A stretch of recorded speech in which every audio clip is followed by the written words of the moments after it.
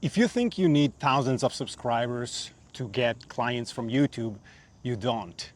I landed a 5-figure consulting client from a video that had 16 views, and my channel at the time had 5 subscribers. I have 7 at the time of recording this video, and today I'll show you exactly how that happened and why YouTube, even with low numbers, can work for consultants and coaches who care more about trust and remaining authentic without using high-pressure marketing and sales tactics. When I started this channel, I didn't have a plan to build a big audience or to go after views. In fact, I haven't actually pushed it too much. When I started the channel, I just knew I wanted to start sharing ideas in a way that felt aligned with how I work. Helpful, thoughtful, and not loud. And one of the early videos I made, it was about a really specific topic I'd been talking to a client about. Nothing flashy and not optimized, just something that I felt could help someone in a similar situation. I ended up sharing it with a couple of peers during a conversation, and just casually I just told them that, hey, I made a video about this if you're curious. And a couple of weeks later, one of them forwarded it to someone they knew who was dealing with the exact same issue. That person watched the video, booked a call with me, and eventually became a client. A 5-figure project from a video that at the time had maybe 16 views. And I remember thinking, that video wasn't meant to sell anything, but it did. That's when I really started to see YouTube quite differently.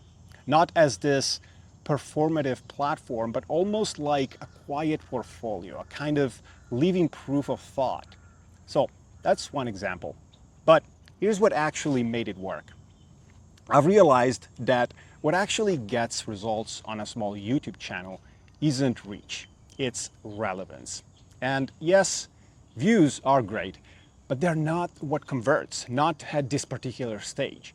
What makes the difference is whether the video solves something real and specific. I mean, if someone clicks and thinks, that's exactly what I was struggling with this morning, that's when things start to happen. The video that brought in that 5-figure client was just me talking through a very real problem that a lot of businesses run into when trying to grow without being noisy. And I think what helped it land was that it was clear. It said who it was for. It didn't try to be for everyone. I wasn't trying to perform. I just spoke the way I would if I were on a call with a client. Absolutely no hype, no posturing, just honest help. And then the other part, and this is something I think people forget, is how these videos move. They don't just sit there waiting for the algorithm. They sort of travel through conversations. A friend shares it, a client forwards it, someone includes it in a newsletter, and that's what happened here with me. I shared the video in a small peer conversation, someone passed it along, and when the person who eventually became the client watched it, they said, you answered a question I was literally Googling that morning. And that stuck with me because it showed me that low view count doesn't mean low trust. It's not luck. It's showing up with something clear in a way that feels right at a moment when someone actually is ready to receive it. So if you're wondering what kind of video to make next, try this. What's one question your best client ever asked you? That's your next video. Okay, so now you know you don't need thousands of viewers, but you do need a different mindset. I've started thinking about YouTube less like a platform and more like a trust building tool. Honestly, it's not even about creating content anymore. It's about creating clarity. Each video becomes something different, not a performance, not a pitch. It's a conversation starter. It's a reference document. I've had people ask after a call, could you send me that video you mentioned? And more it's become a filter. Because if someone watches a few of your videos and still wants to work with you, they've already said yes to how you think, to your energy, and to your approach. You are not persuading at that point anymore. You are just continuing a conversation they already started with you on their own terms. And that's been one of the biggest shifts for me. I've had clients show up at a call and say, I already feel like I know you. They are calm, I am calm, there's no need for a pitch deck, no elevator speech, we just talk. And that video I mentioned earlier did exactly that. It wasn't trying to convince anyone, it just made things clear, and the right person saw it. You don't need scripts, you don't need ads. This is quiet, permissionless marketing.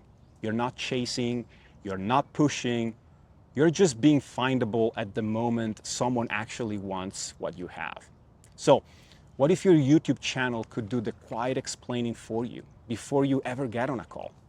One of the things that helped me share my videos without feeling weird about it is finding quieter ways to put them out there. You don't need to post on LinkedIn. You don't need to build a following on Instagram. You definitely don't need to go viral. There are softer doors and smaller openings that you can leverage. One of the easiest ones is to just add your YouTube channel to your email signature. I use a simple one-liner that says, I post short videos about marketing for entrepreneurs and consultants. Check them out here. That's it. Every email becomes a real gentle nudge without any pressure. Another thing I've started doing, if a client or a prospect asks something that I've already made a video about, I'll send them the link and I'll tell them, I actually recorded something about this the other week, thought it might be helpful. It's not a pitch, it's not a tactic, it's just being useful. And then there are the smaller communities you're already part of, Slack groups, WhatsApp chats, private forums. Sometimes I'll post a quick note saying, just recorded a short video on something that's been coming up with a few of my clients lately. Might be useful here. That's all it takes. No link drop for attention, just a contribution. I've also added a video to my calendar booking page where it says something like, before we meet, you might enjoy this short video. And it really just acts as a soft primer. It sets the tone before we even talk. And finally, consider embedding a couple of videos on your website, just under your bio with a line that says, want to see how I work? Watch me think through real client challenges. And all these things work because they're not trying to sell anything. They're just letting your ideas circulate. And you're just making it easier for the right people to say, I think this might be the person I've been looking for. So you don't need social media, you don't need thousands of views or a big following, just a clear, helpful video shared with the right person at the right time can quietly move things forward for you. And honestly, if you're someone who's been hesitant to show up, I get it. But what I've seen and what I hope came through in this video is that your content doesn't have to be loud to be valuable. It just has to be real and available. What if your next client finds you not because you prompted anything, but because you gave them something useful to think about before they ever met you? That's been my experience so far. Hope this gave you something to sit with. And if you do end up trying any of it, I'd love to hear how it plays out. Thanks for watching and best of luck to you on your YouTube journey. I wish you all the best, and if you have any questions or comments, feel free to leave them down below. All right, talk to you soon. Bye.